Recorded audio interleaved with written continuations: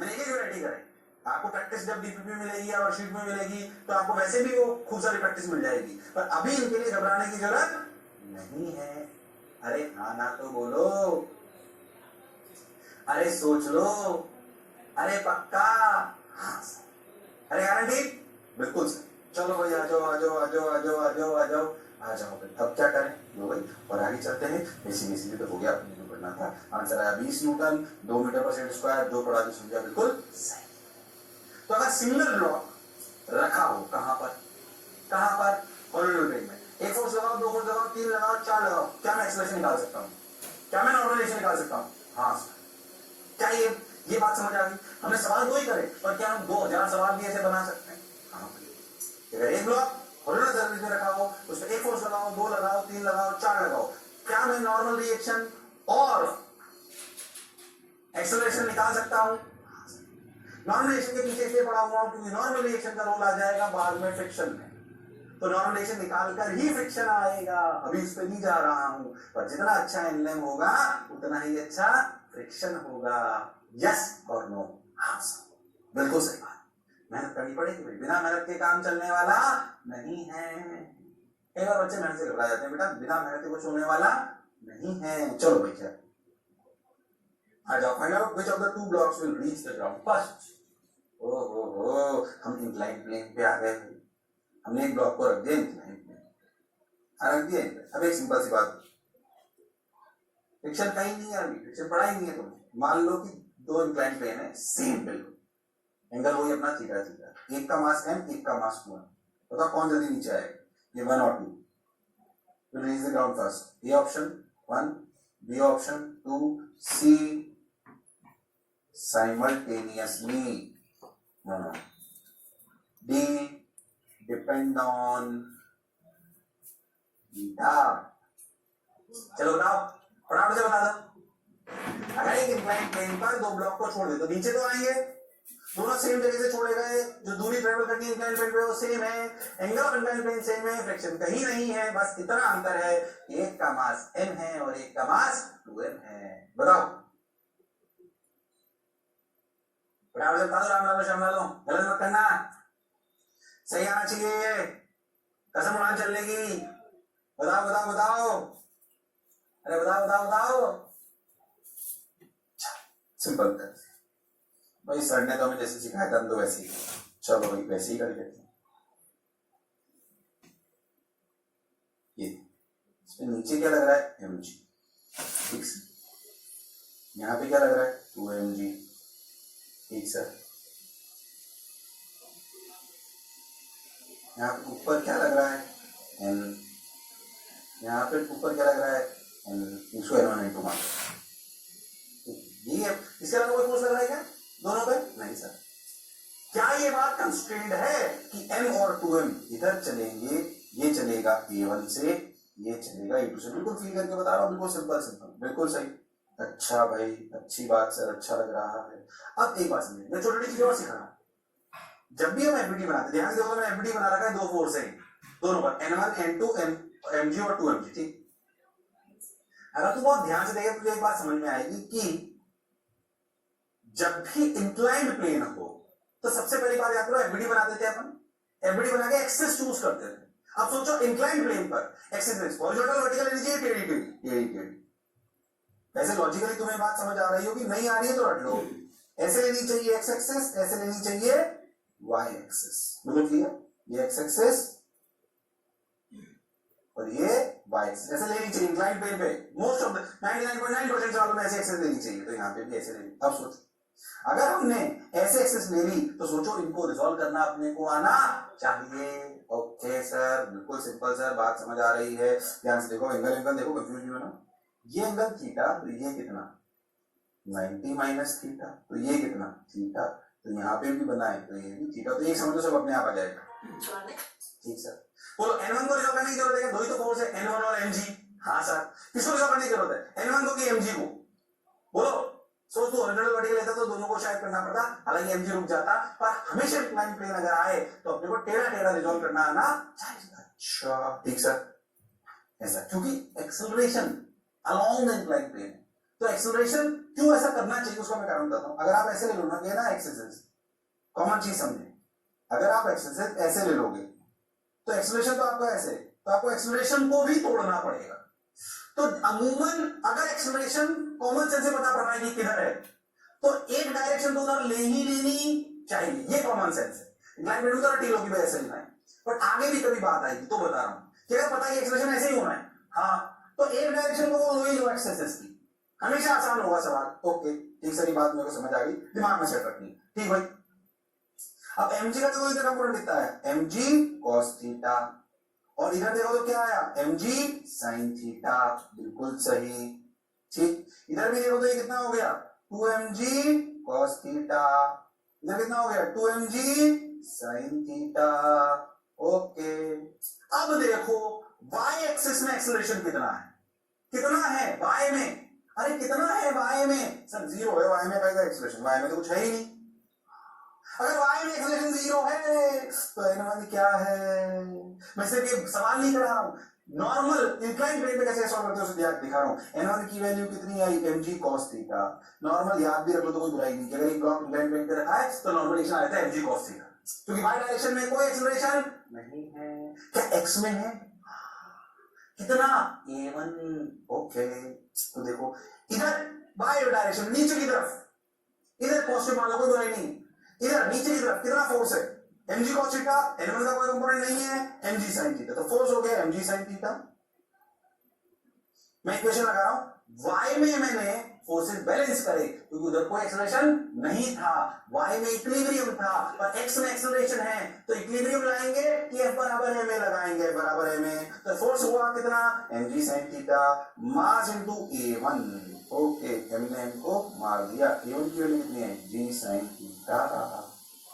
ओहो, इनके साथ बता रहा हूं, फिर मतलब मैथ्स के साथ बता रहा हूं, फिर थोड़ा लॉजिक से भी बता, इधर देख, फिर से देखो तो n2 की वैल्यू कितनी आई 2mg cos थीटा। ऐसे ही अगर ध्यान से देखें तो what is the value of acceleration 2mg sin theta is the force बराबर मास अगेन 2m एक्सेलरेशन a2, ओहो a2 की वैल्यू आई g sin थीटा, और हाँ सर a1 a2 तो बराबर आए सर, अगर a1 a2 बराबर है इंप्लाइज क्या t1 बराबर t2, मतलब क्या दोनों साथ साथ आएंगे, और सर मास का तो कोई फर्क ही नहीं पड़ा अगर ये सवाल है तो। अगर हम इंक्लाइन प्लेन पे बिना फ्रिक्शन के दो ब्लॉक को छोड़ दें, एक सुंदर कन्या बालक छोड़ दें, बालक 100 किलो का, सुंदर कन्या 50 किलो की, दोनों सेम टाइम पे आएंगे क्योंकि दोनों का एक्सेलरेशन g sin थीटा होगा जो कि मास के इंडिपेंडेंट आ गया है, पर कब, जब फ्रिक्शन ना हो, एंगल ऑफ इंक्लिनेशन सेम हो, तब। बोलो क्लियर, और कोई एक्सटर्नल फोर्स ना हो, सिर्फ यही दोनों हो। तो सोच, तो ये वैसी बात है कैसी, जैसे अगर मैं तुमसे पूछूं कि अगर, जो तुम जानते भी हो कि अगर मैं तुमसे पूछूं कि अगर एक 2 किलो के ब्लॉक को और एक 4 किलो के ब्लॉक को ग्रेविटी में छोड़ दें तो दोनों का एक्सेलरेशन क्या होगा, किसका एक्सेलरेशन ज्यादा होगा 2 किलो का कि 4 किलो का, किसका एक्सेलरेशन ज्यादा होगा 2 किलो का कि 4 किलो का, सर दोनों का सेम होगा जी जी। तो क्या दोनों सेम, तो क्या दोनों सेम टाइम पे नीचे टकराएंगे, ये वही बात। तो इंक्लाइन प्लेन में भी जी की जगह क्या हो गया जी sin थीटा, जी sin थीटा।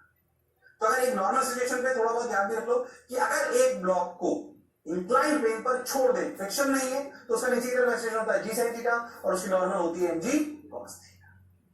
हालांकि मैंने पूरा लॉजिक के साथ बताया, फील्ड के साथ, हाँ पूरा क्लियर, पक्की बात, ये बात समझ आ गई। फटाफट उतार लो, फटाफट उतार लो, रफ्तार तेज है, पागल हो रहा हूं मैं बिल्कुल पढ़ाने के लिए, आ जाओ।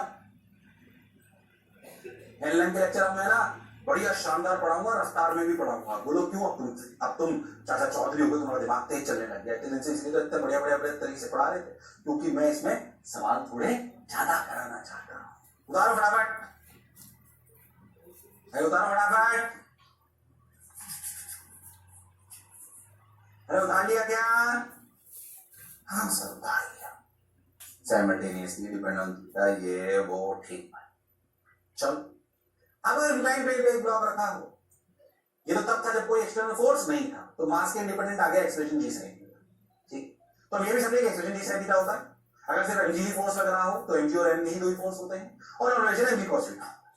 और अब मास के इंडिपेंडेंट आ जाता है एक्सेलरेशन किस पर्टिकुलर केस में, जो कई बार आएगा। ठीक भाई, समझ आ गई सर? मान लो एक्सटर्नल फोर्स लगा दूं तो ये तो हो गया, ठीक है, तुम समझ गए। Both the blocks reach the ground at the same time. ठीक भाई, समझ गए हम? अब देख, बता लिया पीछे वाला सब तुमने? अरे पक्का? अरे सोच लो। हाँ पक्का? बिल्कुल। चलो अब देखो, अगर हमको एक्सटर्नल फोर्स भी लगा दें, इंक्लाइन प्लेन भी ले लें और ब्लॉक भी ले लें, देखो find the normal force and acceleration of 5 kilo 5 KG plus. बोलो क्लियर? ट्राई करेगा ढंग से एफबीडी बनाना। 3 फोर्स होंगे, रिजॉल्व इंक्लाइन प्लेन के अराउंड ही करना है। बोलो क्लियर? ढंग से बनाना है एफबीडी। 3 फोर्स हो गए, नॉर्मल रिएक्शन, एमजी और ये 20 न्यूटन। ढंग से एफबीडी बनाओ और ऐसे टेढ़ा टेढ़ा लेते हैं इसमें एक्सरसाइज, ये बता चुका हूं।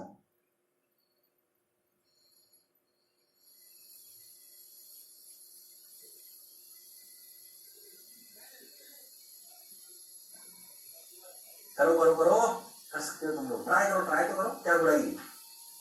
अब इसमें जी साइन गिराओ जरूरी नहीं, क्यों? ये एक्सटर्नल फोर्स हो गया। हाँ भाई, चलो भाई आ जाओ, चलो भाई आ जाओ आ जाओ आ जाओ। अरे हाँ भाई, हाँ भाई।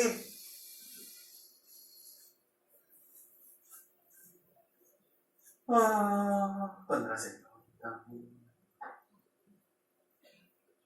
जिंदगी की यही रीत है, के बाद ही है बाबा। चलो आ जाओ।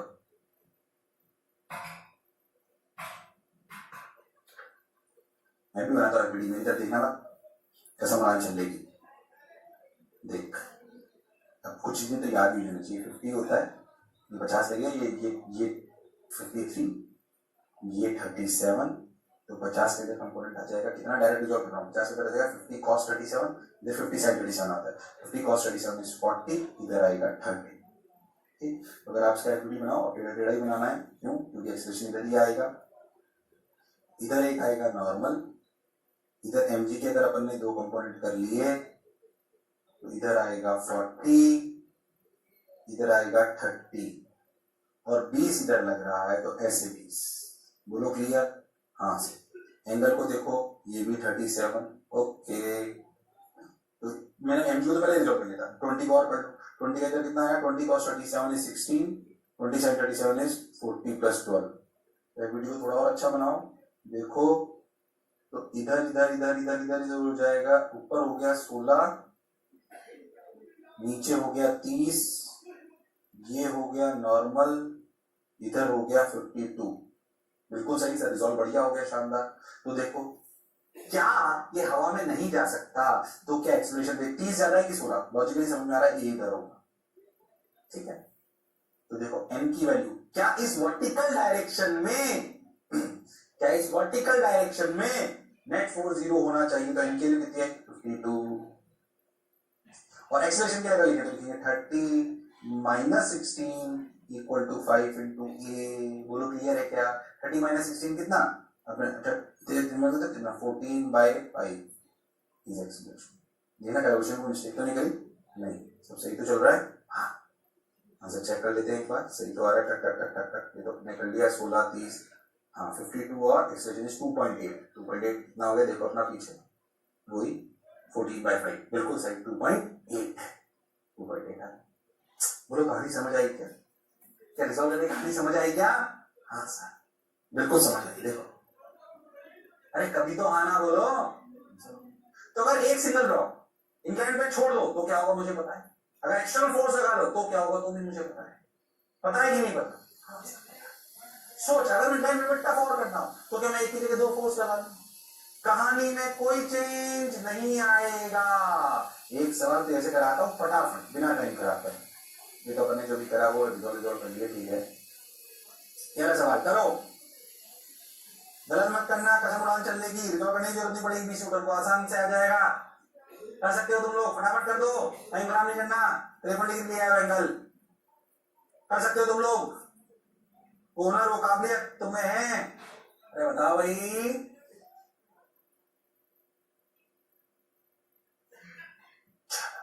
20 न्यूटन, नीचे से ऐसे लगा था तो मैंने उसको ऊपर की तरफ एरो लगा दिया, ऐसे कंफ्यूज होता ना फिर एरो आपको लगा तो ऊपर लगा दो, ठीक भाई 20 न्यूटन, नीचे लग रहा है अपना 20 न्यूटन। अच्छा इधर 20 का अगर कंपोनेंट करें तो इधर कितना आएगा 20 cos 53 दैट इज 12 न्यूटन, इधर आएगा 16 न्यूटन, ये अपना नॉर्मल। क्या कहानी बिल्कुल समझ में आ गई? हाँ, यहां से देखो तो इधर की डायरेक्शन में कोई एक्सप्रेशन हो नहीं सकता। अब कुछ 16 और 20 में कौन जाता है लॉजिकली 20, तो क्या तेरे को लगता है ये ऊपर से जाएगा? ठीक है, सिख, बहुत बढ़िया। अब देखो क्या नॉर्मल के लिए हो गई, ये 20 का इधर 12, तो एन हो गया 12 और ए कितना हुआ 20 माइनस 16 बराबर 2 into a, that is a equal to 2 metre पर सेकेंड स्क्वायर। क्या तुम निकाल पाए? हाँ सर हम निकाल पाए, पक्का। अब सो इंक्लाइन प्लेन पे ब्लॉक रख दो, कैसे सवाल से ध्यान समझना, न्यूटन सेकंड लॉ, एक्सेलरेशन आ गया। एक ब्लॉक हॉरिजॉन्टल सरफेस पे रखा हो, उसपे एक फोर्स लगे, क्या मैं सवाल कर सकता हूँ? टेढ़ा लगे, कर सकता हूँ। उसमें 2-4 फोर्स लगे, क्या मैं कर सकता हूँ? हाँ। क्या इंक्लाइन प्लेन पे ब्लॉक रखा हो, कोई फोर्स लगे, क्या मैं सवाल कर सकता हूँ? क्या इंक्लाइन प्लेन पे एक फोर्स लगे, क्या मैं सवाल कर सकता हूँ? मैं तो कह रहा हूँ 2-3 भी लग जाए, क्या मैं सवाल कर सकता हूँ? हाँ, परेशान होने की बिल्कुल जरूरत नहीं है। तो single block on horizontal plane, on incline plane, कितने भी फोर्स मुझे आता है, ऐसे कॉन्फिडेंस आना चाहिए। तो ये सवाल तो मैंने देखे दो ही कराए, पर क्या ऐसे अनंत सवाल बन सकते हैं? क्या कॉन्फिडेंस कि सिंगल ब्लॉक हॉरिजॉन्टल प्लेन पे या इंक्लाइन प्लेन पे कितने भी फोर्स लगाए, मुझे उनका एक्सप्रेशन और नॉर्मल निकालना आता है। हाँ सर, बात तो आपकी समझ आई। ठीक भाई, तो लो आ जाओ, ये तो आंसर आ गया 12 और 2। ठीक भाई, और अब सोच एक ब्लॉक की जगह कितने ब्लॉक ले? 2। कहां पर? Horizontal plane.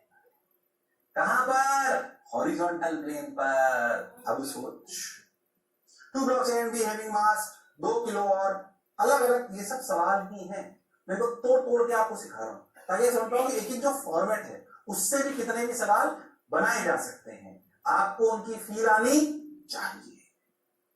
तो 2 block A and B having mass 2 kilo charges respectively are placed on ordinary surface, a force of 20 Newton making an angle of 37 degree with the horizontal is acting on the block A। कैसे लग रहा है आपको? समझ में आ रहा है? Find expression and normal ratio between the blocks। अब बहुत बेसिक कंसेप्ट और कॉमन सेंस, पहला मैं बताता हूं, दूसरा आप करोगे, सुने ध्यान से। क्या 2 kg में ब्लॉक कैसे लग रहा है? 2 kg और 4 kg जाहिर सी बात है हवा में नहीं उड़ सकते, वो चलेंगे तो ऐसे ही। तो अगर ए का 2 का एक्सप्रेशन ये आएगा तो 4 का भी ये आएगा, ये कंस्ट्रेंट है क्योंकि 2 किलो वाला 4 किलो में घुस नहीं सकता, तो expression of 2 is expression of 4। हाँ, ये बात भी समझ आ गई, बिल्कुल सही सर क्लियर है। अब मैं आपको बिल्कुल बेसिक से सिखाता हूँ, पहले समझे, ध्यान से देखो, रुक जाओ, पहले समझे। मैं आपको पहले बिल्कुल बेसिक से बताता हूँ, यहीं पे बताता हूँ, फिर मैं आपको एक छोटा तरीका बताता हूँ, पहले समझो अच्छे से। आप कैसे देखो, ये 2 kg है, इसकी एफडी बनाओ, ऊपर n1, हालांकि इसमें n1 से कोई जरूरत नहीं पड़ेगी क्योंकि अपन हॉरिजॉन्टल में ही सॉल्व करेंगे। नीचे 20, ये एक नॉर्मल डिवीजन इधर, ये है n on 2 due to 4, 4 kg की वजह से, तुम इसे मान लो n3। ये n3 क्या है? नॉर्मल रिएक्शन, जैसे n ही मान लो ना, नंबर नहीं देते, n मान लो, n is what? Normal reaction between 2 and 4। ठीक है, 4 किलो 2 kg पे पीछे धक्का लगाएगा और 2 किलो 4 kg पे आगे लगाएगा, तो वे पीछे लग गया। और देखो इस 20 न्यूटन को अगर रिजॉल्व करो ऐसे, तो इस 20 का इधर कंपोनेंट कितना? 20 cos 13 16 और इधर कितना? 12। देखो नहीं लगता इसका एक 12 नीचे आ गया और इसका एक 16 इधर आ गया। बिल्कुल सही सर, सही बात है। अरे हाँ ना बोलना पड़ेगा, बिल्कुल सही है, समझ आ गई बात। क्या ये एफबीडी 2 किलो का है? बिल्कुल है सर। ऐसे 4 किलो का बनाओ, 4 किलो इधर लगा इंटू, इस n2 से n1 से कोई नहीं, नीचे लगा 40। ठीक, इधर फोर्स लगा इसमें n, क्या नॉर्मल रिएक्शन बाय 2 kg? हाँ, इसके अलावा और कोई एक्सेलरेशन, सॉरी और कोई फोर्स इस पे हॉरिजॉन्टल में नहीं है। क्या 2 किलो चला इधर ए से, क्या ये भी चला इधर ए से?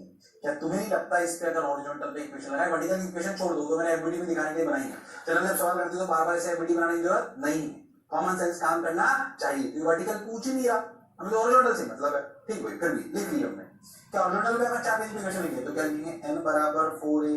हाँ सर, पहली इक्वेशन। अगर अपन इस पर लिखें हॉरिजॉन्टल इक्वेशन तो क्या लिखेंगे? 16 माइनस n बराबर 2a बिल्कुल सही। अगर ध्यान से देखो तो क्या n की वैल्यू 4a है, तो 16 minus 4a equal to 2a, तो a बराबर 16/6 8/3 मीटर पर सेकंड स्क्वायर। अरे नहीं आया, क्या एक्सेलरेशन निकल आया? हाँ सर बिल्कुल निकल आया, बिल्कुल। क्या दोनों की अलग अलग एफबीडी बनाई, 4 किलो और 2 किलो की? हाँ सर ठीक भाई। अच्छा ठीक है, समझ आ गया। तो n कितना? n आ गया 8/3 इंटू 4, तो 32/3। ठीक, ये भी आ गया। क्या ये बात समझ आई? क्या 2 की जगह 3 ब्लॉक होते तब भी क्या सवाल कर सकता था? हाँ सर कर सकता था, मुझे बात भी समझ आई।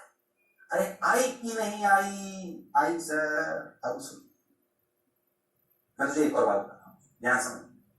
जैसे एक और तरीका बताऊंगा जो आगे एनिमेशन से भी, उसे पहले फील करो।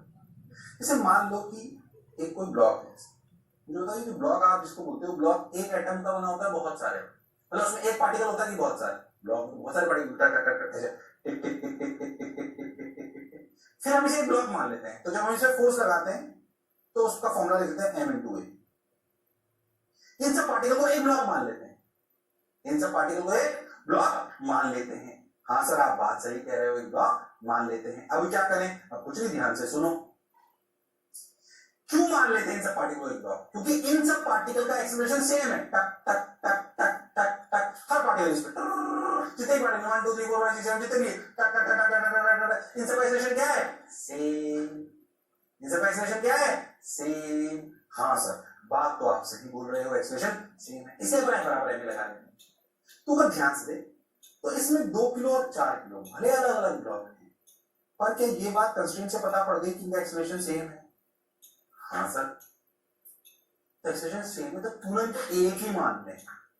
ऐसा एक तभी मान सकते हैं अलग अलग ब्लॉक को जब उनका एक्सेलरेशन सेम हो। तो सवाल थोड़ा छोटा हो जाता है, सवाल थोड़ा छोटा हो जाता है, सवाल थोड़ा छोटा हो जाता है। पर कब मानेंगे दो ब्लॉक को एक ही सिस्टम या एक ही ब्लॉक? जब उन दोनों का क्या सेम होगा? एक्सेलरेशन। वी कैन, क्या सीखे हम? We can consider multiple blocks as one system. कब मान सकते हैं as one system? When there acceleration is same. नहीं बात समझा? कब मान सकते हैं एक्सेलरेशन सेम? पहले तो ये सवाल हो गया, मैं थोड़ा छोटा करना चाहता हूँ। अच्छा अब मेरे लिए ओरल सवाल है, ये आंसर लाना कैसे बताता हूँ। देख, अगर मैं सिर्फ इसको बहुत सिंपल तरीके से देखूं तो देख एक बात समझ आएगी। मैंने 20 को वो कर दिया डिवाइड 12 और 16, वर्टिकल को लेना दिया तो 16 ही तो फोर्स लग रहा है। अगर दोनों को एक ही ब्लॉक मान ले तो कितना? और 16 के अलावा हॉरिजॉन्टल और कोई फोर्स नहीं, एक ही ब्लॉक मान ले तो कितना हो गया? 2 और 4 6, तो फोर्स कितना? 16, मास कितना? 6, 16/6 8/3 डायरेक्ट। हाँ सर ओरल हो गया ये तो, इसे क्या वो फीलानी चाहिए। मैंने आपको बेसिक से बताया, पर हमें बड़े बड़े सवाल छोटे छोटे करने भी आने चाहिए। कैसे करा? देखो 2 और 4 को एक मान सकता हूं क्या? क्यों? क्यों मान सकते हो? क्यों मान सकते हो? क्योंकि दोनों में सेम होगा कंस्ट्रेंट की वजह से, तो 6 मान लो। ठीक भाई। और क्या हमें सिर्फ ओरिजिनल के फोर्स से मतलब है? हाँ, वो कितना है? 16, 16/6 खत्म, 16/6 आंसर। देखो अरे आया कि नहीं आया? तो ये बात अगर अपने को याद रहे, सिर्फ सवाल नहीं सिखाया तो अच्छा कौन सा भी सिखाया, बेसिक से भी सिखाया, काम से भी सिखाया। और एक बार अगर ए आ गया तो देखो क्या n = 4a से डायरेक्ट n आ जाए? बिल्कुल नहीं आया। अरे आया कि नहीं आया?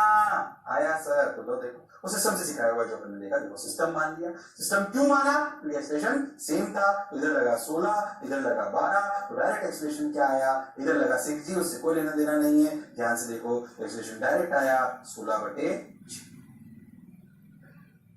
तुम्हें मेरी बात समझ नहीं आई?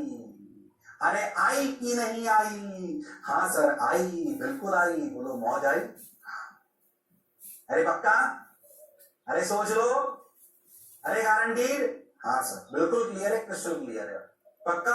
हाँ चलो अब देखो ये तो हो गई अपना संख्या, दूसरा अपन ने जो करा 100 अपन कर चुके उसको। आ जाओ। हो अब कितने ब्लॉक, 3 ब्लॉक और 2 फोर्स, इधर 48 इधर 12। ठीक,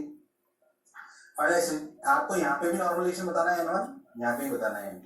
वर्टिकल वर्टिकल मत बनाना, जरूरत ही नहीं है, हॉरिजॉन्टल से करना बस सवाल।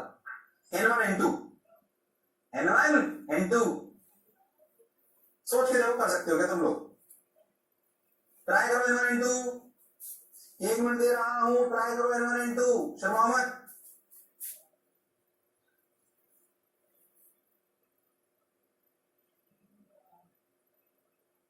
ट्राई करो,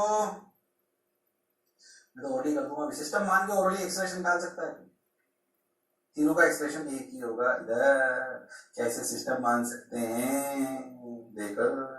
हाँ सर, सिस्टम मान लो तो इधर कितना 48, इधर कितना 12, टोटल कितना बचा 48 minus 12 is 48 minus 12 is equal to 36। हाँ सर, 36 बराबर 3 2 5 5 और 1 6 इंटू ए, क्या ए की वैल्यू आई 6 मीटर पर सेकंड स्क्वायर।